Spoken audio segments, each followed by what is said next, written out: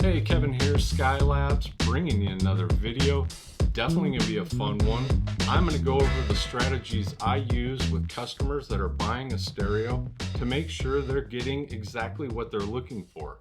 And I think knowing these 5 strategic tips will help you get in the right mindset, help you get all the information you need in order to go out and assemble a really good system for you. And it is different for everybody. So let's get into it. Here we go. I don't think I've ever had a customer walk in the door in all the years I've been doing this and say, my goal is this. And that is the number one question. What is your goal with your stereo? There is not a stereo system out there that hits everybody's goals, but understanding what you're wanting to get from it is the biggest question out there. And unfortunately, a lot of people just want to skip to the fun part of picking out their amplifier or receiver or their turntable, start buying records and listening. And that's definitely not the right way to go about it.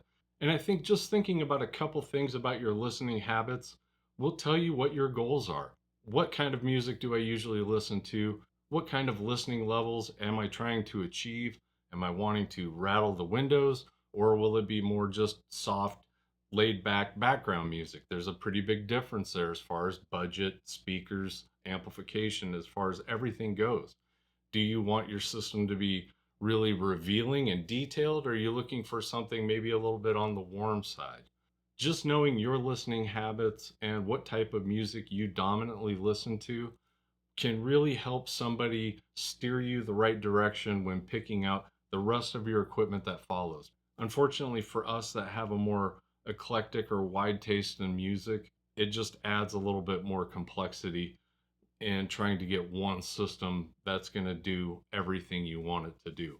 But just knowing before you start this process is huge, because there are definitely pieces of equipment out there that lend themselves to one genre or one category over the other. And just another quick add-on tip to that one: if you are going to listen to a piece of stereo equipment to potentially purchase, have some songs in mind that you are very familiar with and that you like to listen to.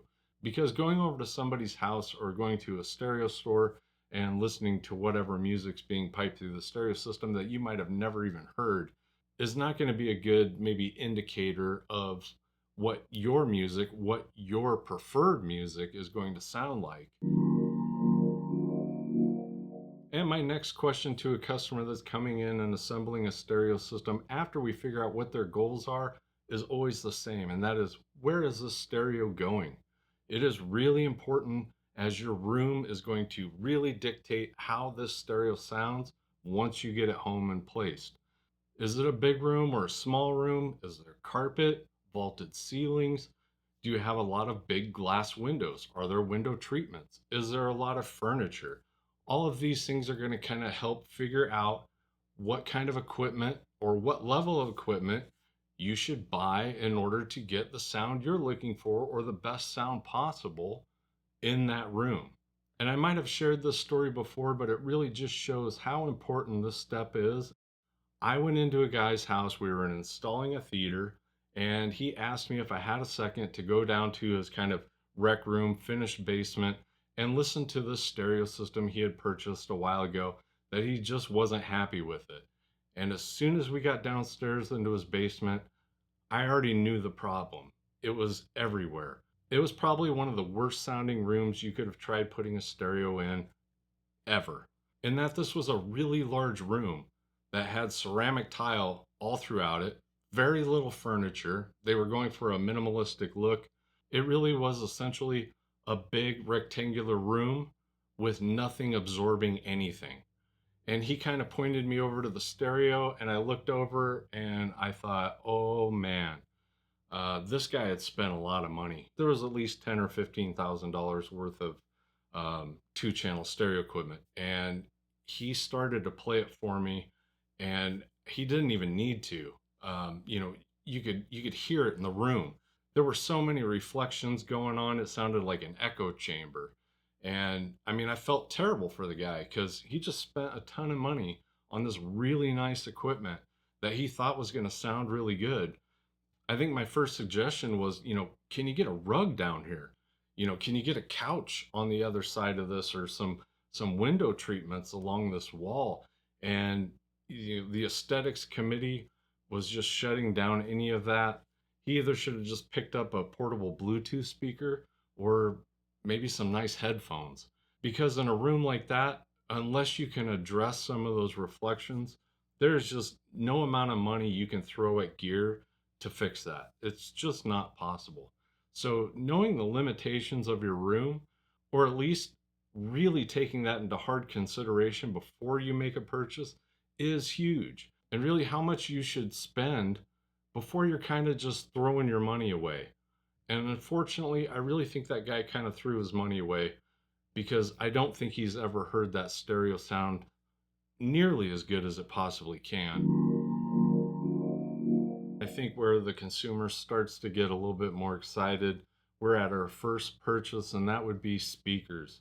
Now that we know your goal, we know what size room you have or what kind of room treatments you have or don't have. It's time to find the right speaker that is going to sound good in that room. And even though this might not be the most exciting purchase for a lot of you out there, for me, it definitely is. In that the speakers are going to have such a key role in giving your stereo its character. To me, it's the body of the system. The difference in sound between different manufacturers or designs has a huge spread in how they will perform in your room, more so than the amplifier or source will. You really want to focus the majority of your attention on the speakers because, once again, they are responsible for really providing the sound quality, the sound signature of your stereo. And back in the day, in the 70s, and if you're buying new, this is still true. All the salespeople used to say the same thing: put 2/3 of your budget into the speakers and put the other 1/3 into your amplification and source. And this is why. Because a crappy set of speakers with a really great amplifier is still going to sound like crap. However, a really good set of speakers, even with a crappy amplifier, is still going to sound really good. And the difference today being you can buy really good vintage speakers, I do not think you need to spend 2/3 of your budget on the speakers. Because speakers are so simple in design, there's really not a lot of electronics in there, hardly at all. They don't really break. You get a rotted woofer or a blown tweeter, maybe one of those types of things. But as far as a heavy restoration or a pair of speakers completely dying and people discarding them, that's not the same as it was with turntables and CD players and receivers. So you can still pick up really good vintage speakers at a cheaper price than what you can get the vintage amplifiers and turntables.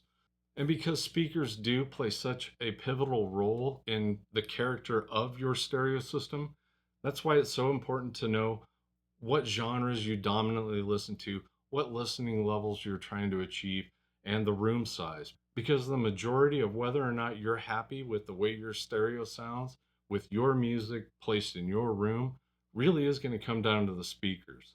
If you're listening to hard rock and hip hop, there are speakers out there that are almost just made for that stuff, and vice versa with other things. My best advice to you is just don't overlook the speakers. That's where you want the majority of the quality of your system. And now for the piece of equipment that everybody wants to skip to, that is the amplifier or receiver. And I get it. It is probably the most fun piece you're going to purchase. You interact with it the most, especially vintage, being there's no remote. So you're going to be interacting with this piece of equipment a lot. It's lit up. People's eyes are drawn to it. And when you walk into a room, it is going to grab people's attention. So I understand the fun factor of buying a new amplifier or receiver. So that's where we're at now. We need to get enough good, clean power to those speakers you just picked out. And the efficiency rating of those speakers really is going to dictate how much power you need. Everybody comes in wanting to know watts. It's always watts, watts, watts. How many watts does this receiver have? And my first question to them is always, what's your goal? Right back to number one. Because why does it matter how many watts it has unless you're trying to hit these really crazy SPLs? I get it. There's headroom for all of you out there that are yelling at the TV, but headroom, Kevin, headroom. I get it. For the most part, knowing your room, knowing your goal, knowing the efficiency of your speakers, you might be able to get away with even 5 or 10 watts. You look at the Klipsch lineup, you really don't need that much. My recommendation to people usually is to, get a few more watts than you think you're actually going to use. Make sure you get the amount of inputs and outputs that you want. Get something of quality. As long as the amplifier receiver's got enough power those speakers need. You don't want to underpower speakers. You always want to overpower them a little bit, because that is one thing I do hear from customers all the time. They'll be at the stereo wall and there's 20 vintage receivers there, and they'll say, which one sounds better or which one's built better. And the reality of it is, most of the receivers on our stereo wall were built within 10 years of each other. There wasn't really any huge advancements in that 10 years. Most of them all have capacitors, transistors, and resistors from the same manufacturers. It really comes down to brand collectability, how that piece looks, the wattage, and inputs and outputs. The variance in sound and quality is pretty low.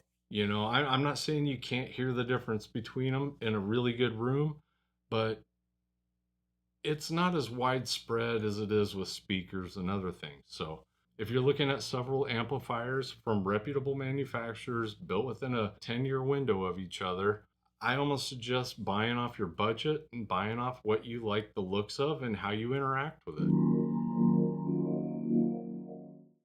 And maybe the place where you want to allocate the least amount of funds is the source. In that, especially now in today's age, music is so cheap. It is not like it used to be. With a cell phone and a 3.5 to RCA cable, you really have access to every song out there at decent quality that you can plug into your stereo. So if you've got to spend the extra money on a better set of speakers or a better amplifier, and maybe wait 6 months to get a better turntable or CD player or network streamer, that might be the way to go. It's not fun to buy a really nice turntable and a decent amplifier and not have a set of speakers. So if you're going to skimp on the stereo in any place, you probably want it to be the source. The main thing that's important with the turntable is just making sure that it's of decent quality to where it's not going to hurt your records, and it's got a good cartridge and stylus on it. Focus on the goal of the stereo, focus on the room it's going in, allocate the biggest portion of your budget to the speakers, or if you're buying vintage, just get really good quality ones. Get yourself a decent amplifier, and then what is left over in your budget, put towards the source, because you can always upgrade the source down the road.